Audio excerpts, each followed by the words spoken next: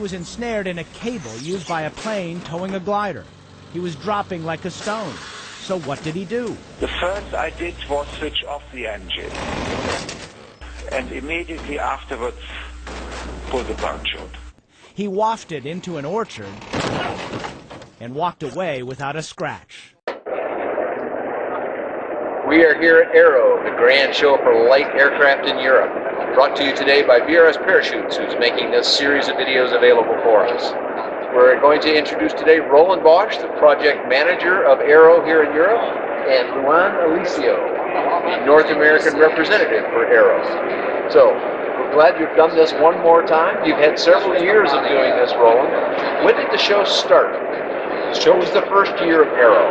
First year was 1977 when we do the first year Aero, and we start with only one hall, with only a hall for gliders. Because in Germany gliders are very popular, and this was in the year 1977. 1977. This was on the old fairground, yes, right? The old fairground. A series of buildings later, but just one at first. Yeah. And this, how many are we at now? How many Aero shows now? 21st 21st show. Yes. And we have a big experience in aviation in Friedrichshafen. In the year 1900, Mr. Zeppelin built his first airship here in Friedrichshafen at the Lake of Constance. You have a very long time of aviation in Friedrichshafen. Yes, very long time. We are in the very south of Germany here, right on what is known as the Bodensee or Lake Constance, some call it. Yes. And right across the lake is Switzerland, and Austria is just down the other side. So you're very cosmopolitan. Yes, we can see the Swiss Alps every day.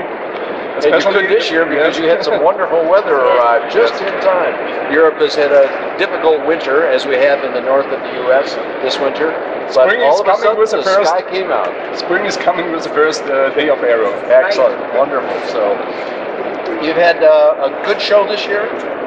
You had a strong show. You've had a lot of exhibitors. Yes, we have a very good show. We have about how many exhibitors do you have at this 630 exhibitors. 630. That's a big number in aviation shows. A big number, and we have exhibitors from all over the world. How many countries? 35 countries. 35 countries of exhibitors. Exhibitors, yes. And from the attendance, now it's last day. We know about the number of attendants. It's about 33,000 attendants. 33,000. Okay, good. It's a very good number, and this is a number we are very proud because a lot of attendants are active pilots. So more than 65%. Oh, is that right? 65%. Wow, two out of three almost are active pilots today. Yes. So we know this is an important show. You no longer have a big air show with aerobatic aircraft and things like this because this is more of a trade show, like some of our American shows are, where it's important for buyers to connect with people who are selling aviation products. Is this correct? Yes, it's correct. Our focus since about 3 years or 4 years is to a B2B fair. So we canceled the air show and we canceled the Sunday. We start on Wednesday. Yeah, your Wednesday to Saturday, which I know a lot of the exhibitors like. They have time to get home and get back to their business again without having a Sunday show. So it's becoming more and more a trade show for German aviation, especially for the gliders, for the light aircraft up to the business jets. Excellent.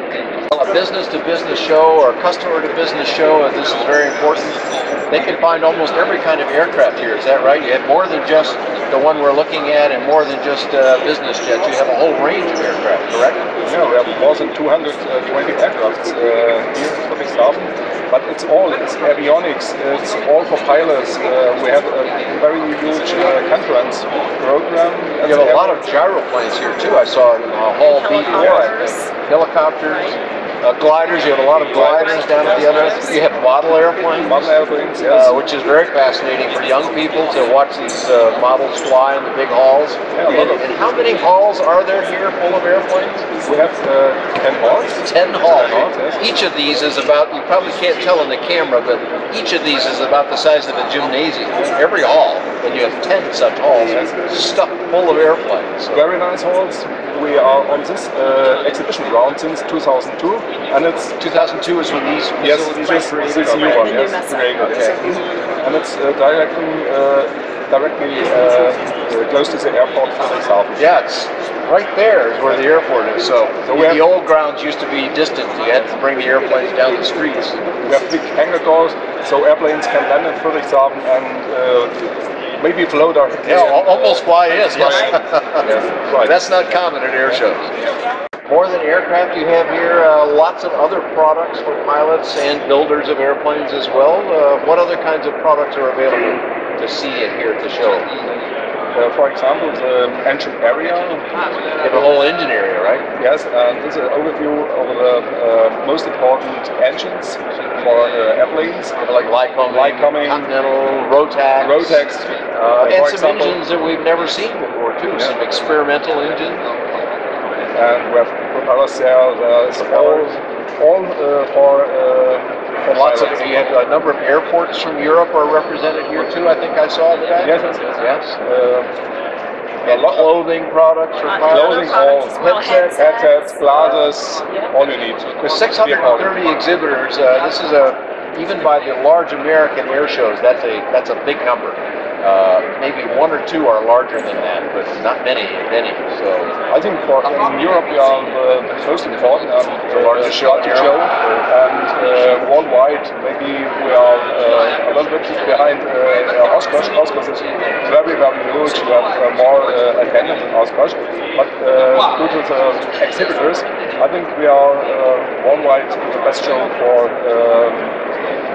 exhibitors. Yeah, I think so. You're right up there with exhibitor count. Show the new and innovating aircrafts. Well, and you have 21 years. They have, I think, 55 years. So you might catch them faster. Thank you for giving us so much information about the show, but we didn't cover it all. We didn't list all the exhibitors. Where can we find even more about Aero? Look at our page, aero-expo.com. We will see all about Aero. I've got lots of information about Aero on my website as well, news coverage. We'll have videos, many videos from Aero this year, and I have a direct linkage to the show. You can find all that on bydanjohnson.com or bydanjohnson.com. Thanks a lot for joining us here at Aero. More and more pilots of little planes are asking themselves, what color is their parachute? It was a beautiful day for flying. Ernst Kuhn of Neuss, Germany, was piloting his small two-seater 1,000 feet above some idyllic French countryside near the town of Gap. In an instant, it became a pilot's worst nightmare. Out of the corner of his eye, he saw an airplane climbing right toward him. So what I did, pull a little bit. Then when you see the video, something happened. I believe it was a rope in my propeller. It sure was. He was ensnared in a cable used by a plane towing a glider. He was dropping like a stone.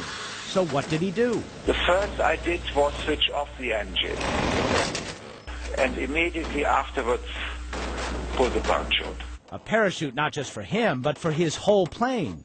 He wafted into an orchard and walked away without a scratch. I can't understand how it was so, but it was so.